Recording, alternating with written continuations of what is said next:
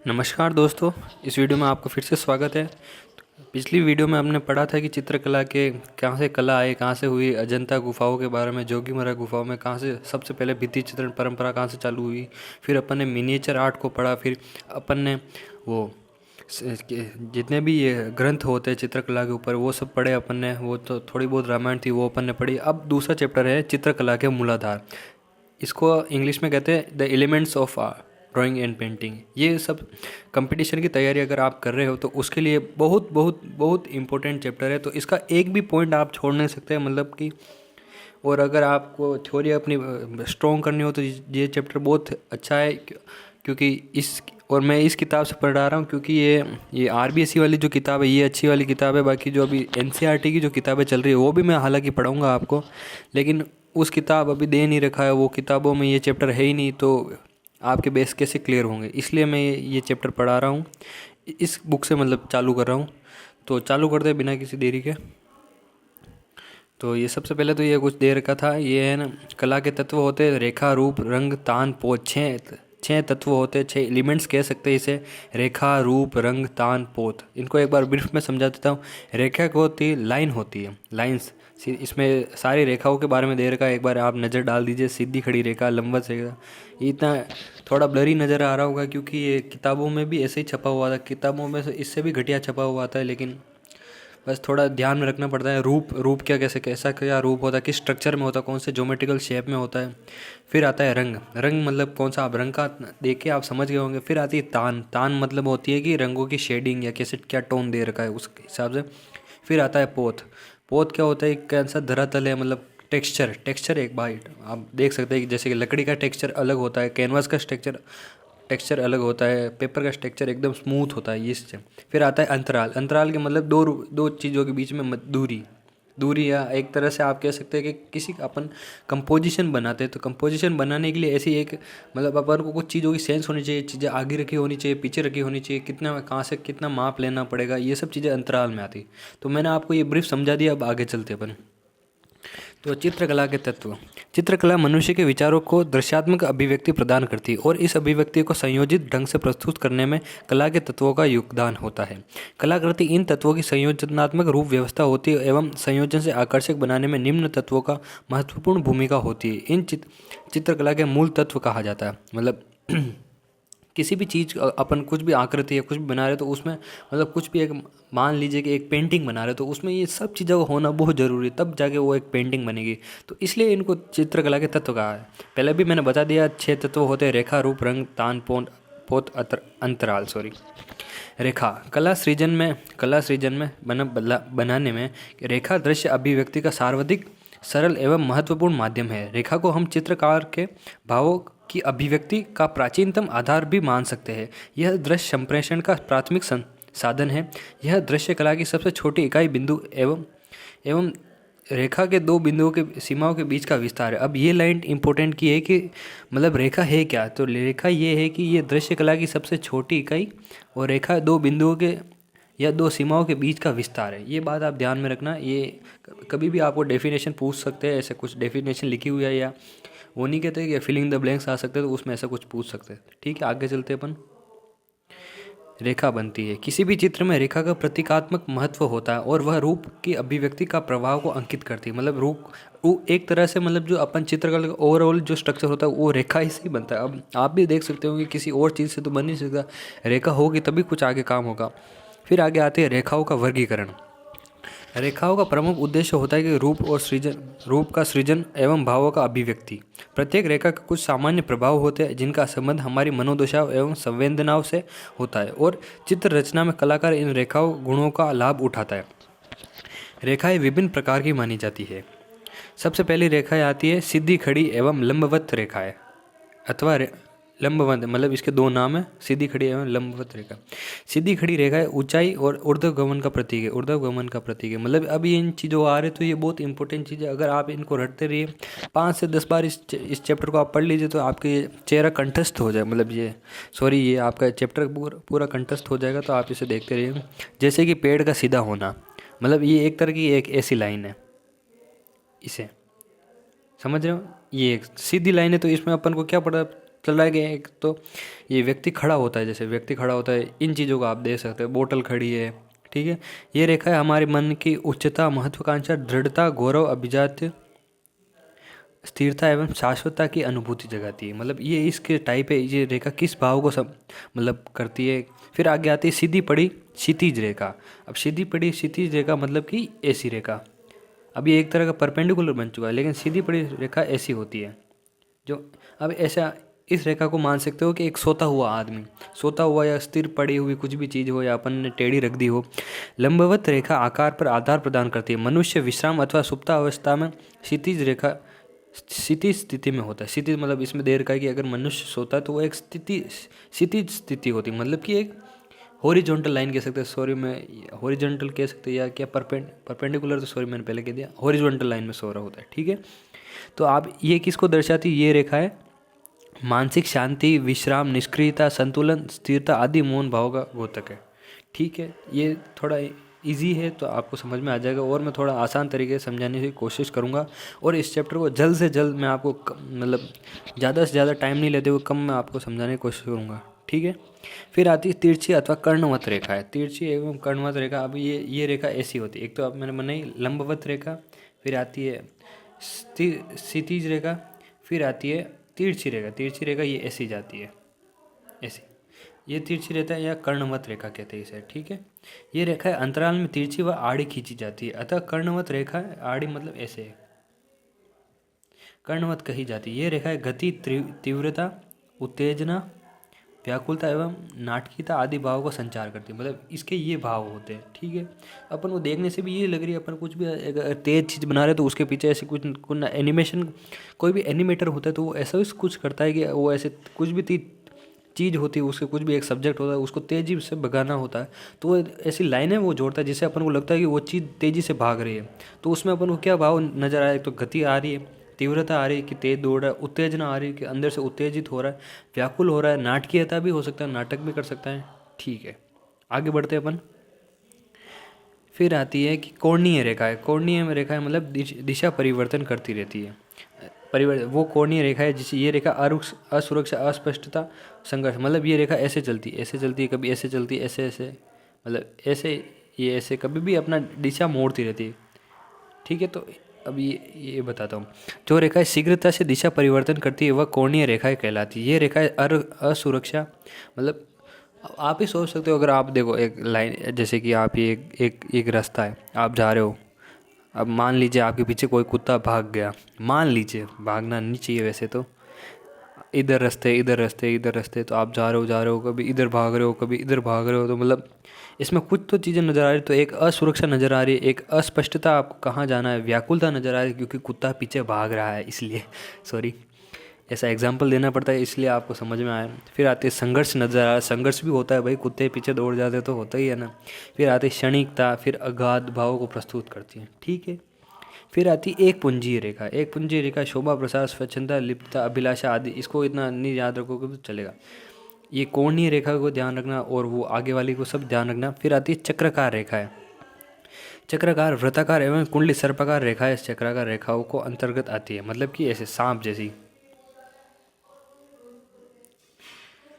ये वृत्ताकार एवं कुंडली सर्प रेखाएं चक्राकार की रेखाओं के अंतर्गत है। ये रेखाएं गति, उत्तेजना, वृद्धि, सांप को देख के आप समझ जाओगे, आदि भावों का द्योतक सॉरी। फिर आगे चलती है प्रवाही रेखा। प्रवाही रेखा इसका बहुत यूज़ आता है। प्रवाही रेखा क्या होती है, लयात्मक एवं प्रवाह युक्त रेखा है। जैसे नदी की प्रवाह युक्त व लयात्मक रेखा है, इसके अंतर्गत आती है। मतलब कि ऐसे नदी में ऐसे कभी ऐसे लहरें नहीं होती, ऐसे होती है, ऐसे होती है, ऐसे ऐसे भी होती है, अलग अलग है। ये बस आपको थोड़ा ध्यान में रखना है ये चीज़ें। ये रेखाएं गति, माधुर्य, लावण्य आदि भाव को दर्शाती है, ठीक है। फिर आगे चलते अपन रूप। रूप मतलब कि ओवरऑल स्ट्रक्चर सॉरी रूप मतलब ओवरऑल स्ट्रक्चर। ओवरऑल स्ट्रक्चर क्या होता है, मतलब कि अपन देखो जैसे बना रहे कि कुछ अपन इंसान का, मान लो अपन पोर्ट्रेट बना रहे हैं, यानी चेहरा बना रहे हैं, तो चेहरा बनाने का एक उसके अपन रूप का क्या देखेंगे, मतलब उसका जो मेन बेसिक चीज़ क्या देखेंगे कि वो एक सर्कल में आ रहा है, तो वो उसका एक रूप होता है। इसी प्रकार रूप को इसमें वर्गीकृत कर, मतलब क्लासीफाई कर रखा है, कैसे क्या हो रखा है, ठीक है। अपन पढ़ते हैं, कलाकार के चित्र भूमि पर अंकन प्रारंभ करते ही, मतलब सॉरी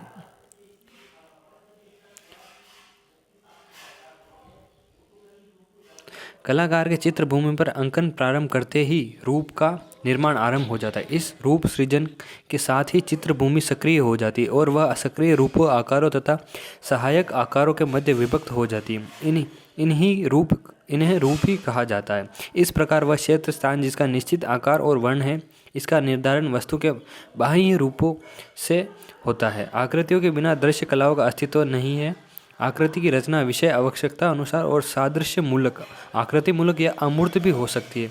रूप या आकार अनेक प्रकार के हो सकते हैं जिनके प्रभाव के अनुसार निम्न प्रकार से वर्गीकृत किया जा सकता है। मतलब इसमें बहुत बता रखा है कि रूप अलग तरह हो सकते हैं और रूप का पहली चीज़ है जो बनाने अंकन करता है। अगर वो अपनी चीज़ें, अगर वो पेंटिंग बनाना चालू करा है तो वो सबसे पहले अपना चीज़ों को देखेगा कैसे क्या रूप आ रहा है, सबसे पहले मतलब जेस्चर ड्रॉ करेगा, ऐसे कुछ चीज़ें। ठीक है, तो सबसे पहले आता है नियमित रूप, इसके जिसके अंदर दो भाग समान होते हैं जैसे वृत्त, आयत और त्रिकोण, त्रिभुज। इतनी याद बस दिमाग में रखना, ये इतनी कुछ याद। फिर आती है आयताकार, ऐसे रूप जिसमें रेखाएं समकोणीय हो। ये रूप स्थिरता, दृढ़ता, शांति एवं एकता आदि भावों को करते हैं। फिर आती त्रिभुजाकार, मतलब ट्रायंगल जैसे शेप आते हैं। ट्रायंगल जैसे शेप मतलब किस में आ सकता है आपके कि आप लैंडस्केप या ऐसे कुछ बना रहे हो तो कभी कभार आपकी जो संयोजन मतलब कि कंपोजिशन बैठ रही हो तो वो एक ट्रायंगल शेप के अंदर आ रही हो, ऐसे कोई। फिर आते हैं विलोम त्रिभुजाकार, मतलब विलोम त्रिभुजाकार का मतलब है कि ऐसा उल्टा, समझे? ठीक है। फिर इनके अतिरिक्त रूपों को यथार्थवादी, यथार्थवादी मतलब असली, यथार्थवादी, अलंकारिक, रस, सरल एवं काल्पनिक प्रतीकात्मक भेदों के आधार की समझा जा सकता है। प्रत्येक कलाकार अपनी भावनाओं एवं संवेदनाओं के आधार पर बाह्य स्वरूप से प्रेरणा ग्रहण करते हैं और अपने चित्रों में मौलिक रूपों का सृजन करते हैं। फिर आगे आते हैं अनियमित। अनियमित मतलब जिसका भाग एक दूसरे भाग से समान हो, जैसे शंख, पत्ती आदि। मतलब पत्ती कभी भी देखो तो आप सेम टाइप की नहीं होगी, अलग अलग ही होगी हर बार देखोगे। अब तीसरी चीज़ आती है रंग, वर्ण। रंग और वर्ण, रंग और वर्ण एक ही बात है। वर्ण को भी रंग कहते हैं, रंग को भी वर्ण कहते हैं। ठीक है, तो ये एक दूसरे के मतलब पर्यायवाची शब्द है। रंग चित्रकला का महत्वपूर्ण तत्व होता है। रंग वस्तुतः प्रकाश का गुण है जो नेत्रों द्वारा, मस्तिष्क के द्वारा अनुभव किया जाता है। तो ये चीज़ नोट करने की है कि रंग वस्तुतः प्रकाश का गुण है जो नेत्रों के द्वारा, मस्तिष्क के द्वारा अनुभव किया जाता है। ठीक है, तो आगे बढ़ते अपन। कहाँ गया या ज़्यादा है।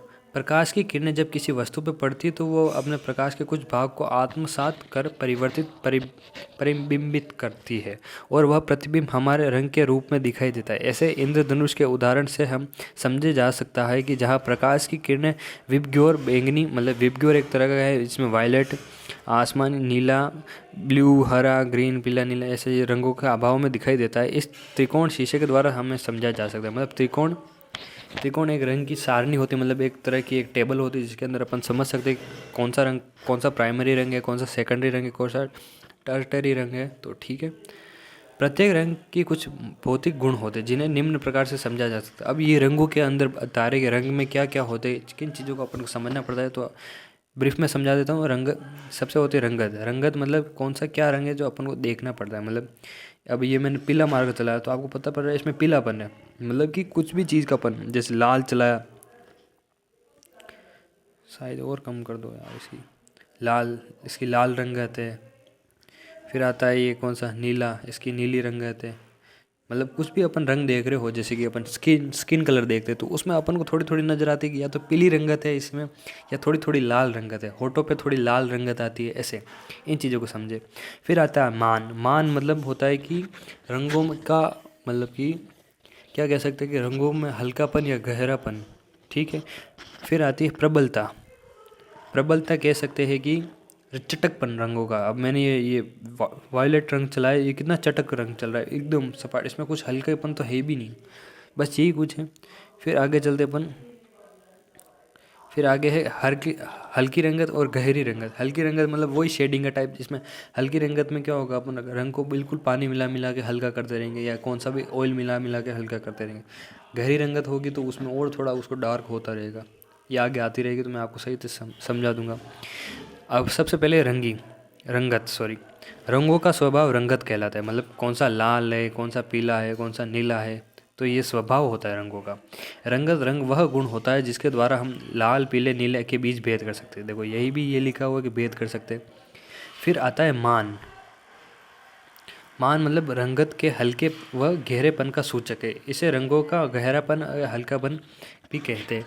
किसी भी रंग में काला रंग मिलाने से गहरा तथा श्वेत रंग मिलाने से हल्का प्रभाव प्राप्त होता है। प्रकाश से लेकर अंधकार तक सफ़ेद व काले रंग के अनेक मिश्रण हो सकते हैं। इनके मिश्रण से रंगों में मान को घटाया बढ़ाया जा सकता है। यही श्वेत व काले रंग के विभिन्न मान कहलाते हैं। मतलब कि एक बात मैं आपको समझा दूँ, जैसे कि मेरा ये अभी मैंने ये इसमें रंग खोले, अब इन इतने सारे रंग बने हुए हैं, तो किस लिए बना रहे हैं, कैसे बने होंगे, तो इसमें अपन काला कलर मिलाते हैं, ये कलर मिलाते हैं, मिला मिला के कुछ हल्का हल्का लेते गए कलर और बनते गए।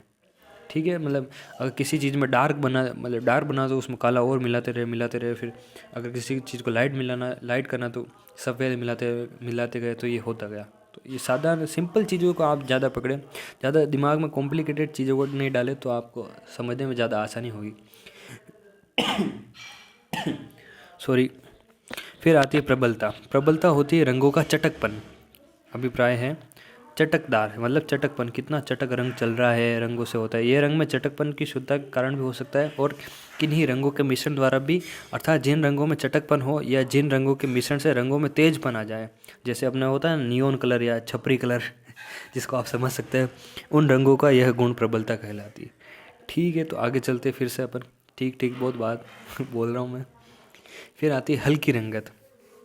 हल्की रंगत कहते हैं कि किसी भी रंग में श्वेत रंग मिलाने से उसका रंग का हल्का होना। मतलब कि ये बात आप, मैंने पहले भी आपको बताई कि किसी रंग में पानी मिला दो या सफ़ेद रंग मिला दो, जिससे वो हल्का होता जाएगा। मतलब अब रेड है, रेड से बिल्कुल वो पिंक होता बिल्कुल वापस वो सफ़ेद हो जाएगी, उसकी हल्की रंगत हो जाएगी। उस उक्त रंग के मान को बढ़ना कहते हैं और यह उक्त रंग की आभा कहते हैं। किसी भी रंग के उपवर्ण जिससे उसके हल्के और गहरेपन का आभास होता है। फिर आती है गहरी रंगत। किसी भी रंग में काला रंग मिलाने से गहरा रंग बन जाता है, मतलब कि और चीज़ें डार्कर होती जाती है। ठीक है, तो आगे चलते वापस अपन। फिर आता है रंग भेद। अब ये बहुत इंपॉर्टेंट चीज़ है, रंग भेद आप दिमाग में रखो। सबसे पहले होते प्राथमिक रंग। प्राथमिक रंग क्या हो गया, RYB से याद रखें, RYB। रेड, येलो और ब्लू। सॉरी, ये मेरा है नहीं मेरे पास, इसलिए ये स्क्रीन से ही लिखना पड़ता है। तो RYB से आप ध्यान रखें, रेड, येलो, ब्लू, ये प्राइमरी रंग है। फिर इनको ही मिलाकर वापस इनके सेकेंडरी रंग बनेंगे। ठीक है, प्राथमिक रंग 3 होते हैं, लाल, पीला, नीला। ठीक है, ये मुंह पे भी याद रह जाता है, लाल, पीला, नीला। मौलिक रंग द्रव्य होते हैं, ये किन्हीं अन्य रंगों से मिश्रण से नहीं बनते। मतलब कि आप कुछ कौन सा भी रंग बना दो, वायलेट बना दो, ये बना दो, ये तो सब बन जाएंगे किसी न किसी को मिलाकर। लेकिन जो आपने कभी सोचा है कि लाल रंग कहाँ से बनता होगा, लाल रंग किसको मिला के बनता है, तो ये किसी से नहीं मिलते, इनको डायरेक्ट प्राप्त करते हैं। या तो किसी प्रोटीन से, मतलब प्रोटीन तो नहीं कह सकते, या किसी मिनरल से, किन चीज़ों से प्राप्त करते हैं। ठीक है, फिर आगे चलते हैं द्वितीय रंग। किन्हीं 2 प्राथमिक रंगों को मिलाकर प्राय 3 द्वितीय रंग बनते हैं। यह रंग नारंगी, बैंगनी, हरा होता है। अब जैसे नारंगी रंग अपन को ऑरेंज कलर बना है, तो अपन क्या देखेंगे कि रेड को मिलाएंगे, फिर येलो को मिलाएंगे, तो उनके बीच का कलर क्या आ जाएगा कि ऑरेंज आ जाएगा। जैसे कि ये इसमें रेड और येलो को बनाया, मिलाया, मिक्स किया, तो ये बन गया ऑरेंज। ठीक है, आगे चलते हैं वापस। फिर आती तृतीय रंग। तृतीय रंग मतलब जो इनसे भी और मिल के बनते हैं, इनके हल्के होते रहते और ज़्यादा होते रहते। ठीक है, इतना कुछ है नहीं, बस 2 चीज़ों को याद रखना, द्वितीय रंग और प्राथमिक रंग। फिर आता है पूरक या विरोधी रंग। वर्ण क्रम में एक दूसरे के ठीक सामने आने वाले रंगतें एक दूसरे के विरोधी रंग होते हैं, अथवा किन्हीं 2 भी प्रमुख रंगतों को मिला दिया जाए तो इससे प्राप्त द्वितीय रंग शेष बची हुई मुख्य रंगत की विरोधी रंगत होती है। जैसे लाल का विरोधी पूरक है हरा, नीला, या पूरक है नीला और बैंगनी का पूरक है पीला। फिर आते हैं अवर्णीय रंग। अवर्णीय रंग का आप ध्यान में रखना। अवर्णीय रंग क्या होता है, श्याम अथवा श्वेत को अवर्णीय रंग माना जाता है, लेकिन किसी भी रंगत की तानों के लिए ये 2 रंग महत्वपूर्ण होते हैं। मतलब इनको गिना तो नहीं जाता, लेकिन ये दोनों रंग इतने इंपॉर्टेंट है कि आपको किसी भी चीज़ों की शेडिंग करनी होगी या टोन निकालने होंगे तो इन रंगों का प्रयोग करना पड़ेगा। फिर आते उष्ण तथा शीतल रंग। उष्ण तथा शीतल रंग मतलब कि जो उष्ण मतलब सीधी सिंपल सी तरीके से समझा। शीतल रंग मतलब वो कि ठंडे रंग, जो आंखों को ठंडे मतलब लगे कि बर्फ टाइप, अपन जैसे सोच सकते हैं कि जैसे अब लाल रंग है, लाल रंग कभी भी शीतल रंग में नहीं आएगा, क्योंकि लाल रंग में तेज़ी कितनी होती है, मतलब लाल रंग आप आग से समझ सकते हो कि आग गर्म होती है। अब आग में कितने कितने रंग होते हैं, पीला होता है, ऑरेंज होता है, लाल होता है, थोड़ा थोड़ा लाल होता है, और भी वैसे ऐसे रंग होते हैं जो होते हैं, मतलब जो लाल के आसपास के रंग, ठीक है, लाल और पीले के। अब शीतल रंग देखते हो अपन, रात ठंड लगती है तो मतलब नीला नीला होता है, आसमान नीला, ऊपर जाते तो अपन को थोड़ा ठंडा लगता है, तो शीतल रंग कहते हैं। प्रकाश के प्रभाव से जब हम रंगों को देखते हैं तब उत्तेजना के विचार से कुछ रंगों में उष्णता का प्रभाव और कुछ रंगों में शीतलता का प्रभाव उत्पन्न होता है। चित्र में उष्ण उष्ण रंगों से वस्तु निकट व शीतल रंगों से वस्तु के दूर होने का आभास होता है। जो रंगों से वस्तु के दूर होने का आभास होता है, जो रंग सूर्य के आसपास वाले रंगत के होते हैं वे उष्ण स्वभाव के होते हैं। उष्ण मतलब गर्मी के, इसको कोल्ड और वार्म रंग भी कह सकते हैं। और जो रंग प्राकृतिक सुंदरता जैसे पेड़ पौधे सागर आकाश संबंध के होते हैं वे शीतल रंग होते हैं, ठीक है। ये देखो इसमें दे भी रखा है कोल्ड रंग कौन से, वार्म रंग कौन से। ये ब्लू के आसपास के रंग है, ये कोल्ड रंग है, और वार्म रंग जो येलो और रेड के बीच बीच के आसपास के। उष्ण रंग शीतल रंग ये आपने देख ही लिया, लाल पीला नारंगी इनके संयोग से बनने वाले, नीला हरा इनके ये शीतल रंग होते हैं। फिर आते हैं उदासीन रंग को भी आप ध्यान रखना, श्वेत तथा काले को मिश्रण से बनने वाले रंग को उदासीन रंग कहते हैं। फिर आती है रंग योजना। रंग योजना किसी भी चित्रण के रचना के लिए सबसे महत्वपूर्ण होता है कि रंग विन्यास। चित्र में आकर्षण उत्पन्न करने के लिए रंग योजना का विशेष ध्यान रखना पड़ता है, संयोजन के अच्छा बनाया जा सके। एक वर्णीय रंग योजना। एक वर्णीय रंग योजना के चित्र में रंग व रंगों की गहराई उभार उभार हल्के हल्के में दिखाई दे जाती है। इस विधि में प्रयुक्त टोन में गहरे व हल्केपन का संतुलन होता है। एक वर्णीय रंग योजना का सिंपल सा बताऊं कि मोनोक्रोम चित्र, मतलब एक ही रंग से बने हुए, उसमें अपन हल्कापन और गहरापन करके वो चित्र बनाते हैं। जैसे ये नीचे दे रखा है, इसको है ना, अब ब्लू रंग है से बना हुआ है, ब्लू। वैसे ब्लू का कौन सा रंग मैं आपको नहीं बता, मेरे को भी नहीं पता है, तो मैं बता रहा हूँ कि ये देखो पूरा चित्र ब्लू रंग से बना हुआ है। ब्लू के अंदर सफ़ेद या काला मिला मिला के इसकी शेडिंग ले लेके इस ये बनाया होता है। इसे मोनोक्रोम टाइप चित्र कहते हैं, मोनोक्रोमिक चित्र, मतलब कि एक रंग से बना हुआ है, ठीक है। बहुवर्णीय में ज़्यादा रंग बने हुए। फिर होते हैं विपरीत रंग, मतलब कि जो आमने सामने वाले रंग, मतलब जैसे कि पीला रंग है तो उसका विरोधी रंग कौन सा ब्लू होगा, उस वो वैसी वाली मतलब रंग योजना करेंगे। रंग योजना मतलब कि रंग भरना सीधा सा, ठीक है।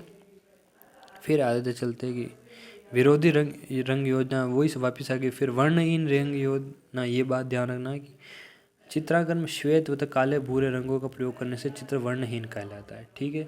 उपरोक्त रंगों को रंग श्रेणी में नहीं गिना जाता, ये उदासीन और तटस्थ रंग कहते हैं। ये भी तो बात ध्यान रखने की है। इनको आप जो भी मैं चीज़ें लाइन करा रहा हूँ वो बहुत इंपॉर्टेंट, तो आप उनको 2 से 3 बार जरूर पढ़ें। एक चित्र में अच्छी आकर्षित करने वाली रंग योजना के उपरोक्त तथ्यों तथा रंगों की विशेषताओं का प्रभाव गुणों और ध्यान रखना महत्वपूर्ण होता है। अब रंगों की विशेषता है, रंगों की विशेषता एवं प्रभाव। रंग दृश्यात्मक अनुभूति का महत्वपूर्ण पक्ष होता है, यह मानव के मस्तिष्क एवं प्रभाव डालते हैं। रंगों का अपना एक प्रतीकात्मक एवं मनोवैज्ञानिक अर्थ भी होता है। जैसे लाल का सर्वाधिक उत्तेजित करने वाला रंग है, मतलब लाल देखते ही अपना एकदम आंखें नहीं होती। जैसे आप एग्जाम्पल से समझिए कि जैसे कि पहले अपन एक कार्टून देखते थे जिसमें आता था कि अगर अपन सांड के सामने लाल रंग बताएंगे तो वो अपने पीछे पड़ जाएगा। तो क्या हो रहा है, उससे ज़्यादा वो सांड उत्तेजित हो रहा है, तो ये उत्तेजना वाला रंग है, समझ रहे हो, उत्तेजित करने वाला रंग, ठीक है। ये हटता नहीं है। इस रंग में सक्रियता एवं आक्रमणता होती है, मतलब अब अपन बेल को बता रहे, वो सांड को बता रहे, तो वो अपने ऊपर आक्रमण तो करेगा। यह रंग क्रोध प्रेम श्रृंगार वीरता को, अब ये चीज़ें बताने की मेरे को ज़रूरत नहीं, क्योंकि ये चीज़ आप भी जानते हो। रंग क्रोध प्रेम, क्रोध मतलब कैसे आंखें लाल हो जाती है, उसकी कार्टूनों में ज़्यादा ऐसा बताया जाता है। प्रेम तो आप समझ ही गए, श्रृंगार भी आप थोड़ा बहुत समझ गए। फिर आता है पीला रंग। पीला रंग ऊर्जा प्रदान करने वाला आकर्षक रंग है। ऊर्जा प्रदान मतलब कि एक तरह की, आप ये भी ज़्यादातर कार्टून में आपको आप ज़्यादा से ज़्यादा अगर कार्टून देखते होंगे तो आपको कुछ ना कुछ चीज़ें पता लग जाएगी कि कौन सा रंग कैसे क्या आता है। कि जैसे अगर अपन कुछ भगवानों के ऐसे कुछ देखते, जैसे कौन सा भी कार्टून देख रहे हो तो उसमें किसी को ऊर्जा मिलती तो वो एकदम पीला रंग जैसा उसमें आता है, एकदम ब्लास्ट टाइप होता है पीला रंग का।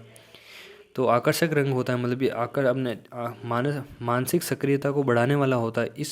इसका प्रकाश, दिव्यता, प्रोत्साहन, आशा एवं संतुष्टि आदि प्रकट होती है। मतलब अब अपन सूरज की रोशनी को देखते हैं तो वो पीली पीली नज़र आती है, अपन को पीली टाइप की रोशनी नज़र आती है, तो वो एक दिव्यता है। और अगर अपन कुछ भगवान का ऐसा कुछ अपन रामायण और ऐसे टीवी पे देखते हो तो उसमें अपन देखते हो कि अगर वो कुछ भी ऐसे चला रहे हो तो कुछ भगवान आते हैं, तब उनके पीछे एक पीला कलर आता है। पीला कलर मतलब वो एक दिव्यता को बता रहा है, प्रोत्साहन, आशा और संतुष्टि को बता रहा है। ठीक है। फिर आता है नीला रंग। नीला रंग शांति को प्रकट करने वाला होता है। यह शीतलता एवं एकाग्रता को करता है। इससे आशा, लगन, आनंद, विशालता, ईमानदारी, मधुरता, निष्क्रियता, विस्तार, अनंतता, विश्वास एवं आत्मीयता एवं सद्भाव का आदि प्रकट होती है। फिर आता है हरा रंग। हरा रंग ताजगी, एहसास कराने वाला होता है। मतलब आप भी देख सकते हो कि अगर आपके पास, आपके घर के पास है, इधर उधर मतलब आपके एरिया में अगर कुछ गार्डन होते हैं, ज़्यादातर लोग वहीं जाकर बैठते हैं, अपना मन शांत होता है, थोड़ी वॉक कर लेते हैं। तो आप समझ ही सकते हो कि हरा रंग मतलब कितना महत्वपूर्ण होता है। इससे हरियाली प्रकट होती है। ये चीज़ें सबको पता ही है। रंग सौंदर्य, माधुर्य, सुरक्षा, विश्राम आदि को प्रकट करता है। फिर आगे चलते हैं। फिर होता है बैंगनी रंग। यह रंग राजसी वैभव, मतलब कि राजसी वैभव का मतलब है कि राजाओं महाराजाओं के मतलब वैभव नहीं लगता अपन को, मतलब कि कैसे कह सकते हैं कि अपन एक मान सकते हैं कि एक राजा गद्दी पे बैठा हुआ है तो मतलब बैंगनी रंग उसको लगाना मतलब इतना उसके आसपास कुछ नज़र आएगा, मतलब कुछ भाव उत्पन्न हो गए तो वो बैंगनी रंग में होंगे। इस सम्मान, रहस्य, समृद्धि, प्रभावशीलता, ऐश्वर्य, श्रेष्ठता, नाटकीय एवं वीरता का आदि प्रकट होती है। इस रंग में लाल एवं नीले रंग के मिश्रित प्रभाव विद्यमान है। बैंगनी मतलब लाल और नीले को मिक्स करके बैंगनी रंग बनाते हैं। फिर आता है नारंगी रंग। ये तो बहुत यहाँ, ये तो आप सबको पता होगा, लेकिन मैं बताता हूँ, वैसे पढ़ा रहा हूँ तो बताना तो पड़ेगा आपको। नारंगी रंग आध्यात्मिकता का सूचक है। यह प्रेरणादायक है और ज्ञान प्रदान करता है। आध्यात्मिकता मतलब जो अपने ऋषि मुनि होते हैं, आपने ज़्यादातर देखा हो तो उनकी जो धोती होती है, जो उन पहनते हो, तो वो ज़्यादातर आप देखते होंगे ऑरेंज रंग की होती है, भगवा रंग जैसे कहते हैं। तो इसका मतलब क्या है? वो प्रेरणादायक है, वो क्रियाशील तथा चित्त को शांति प्रदान करता है। चित्त मतलब मन को शांति प्रदान करता है। मतलब ज़्यादातर आप हिमालयन साधुस को देखो तो ऐसे ही कुछ ड्रेस पहन करके आप चले भले अपने बनारस चले जाइए, बनारस में भी ज़्यादातर आपको मिल जाएंगे। इस रंग से वीरता, संन्यास, वैराग्य, दर्शन, ज्ञान एवं गर्व आदि प्रकट होते। फिर आता है सफ़ेद। सफ़ेद रंग भी ज़्यादातर मतलब योगी लोग ऐसे पहनते हैं। सफ़ेद रंग शांति, शुद्धता, पवित्रता एवं सत्य का प्रतीक है। यह प्रकाशयुक्त, हल्का तथा कोमल है तथा शुद्ध रंगों की श्रेणी में आता है। फिर आता है काला रंग। मतलब गंभीरता, एकांतवास का प्रतीक है। यह शुद्ध, अंधकार एवं विश्वासघात आदि प्रभावों को उत्पन्न करता है। ठीक है, तो आज मैं इतना ही पढ़ाऊंगा क्योंकि ये चैप्टर थोड़ा बड़ा है, तो आपको मैं छोटी छोटी वीडियो में पढ़ाने की कोशिश करूंगा, जिससे आप ज़्यादातर मतलब कि ज़्यादा वीडियो देख पाए। क्योंकि ज़्यादा 1-2 घंटे की वीडियो बना दूंगा तो आप भी ज़्यादा नहीं देख पाओगे, इसलिए छोटे छोटे वीडियो में चलते रहे और सिलेबस अपना होता रहे। ठीक है, कल मिलेंगे वापस।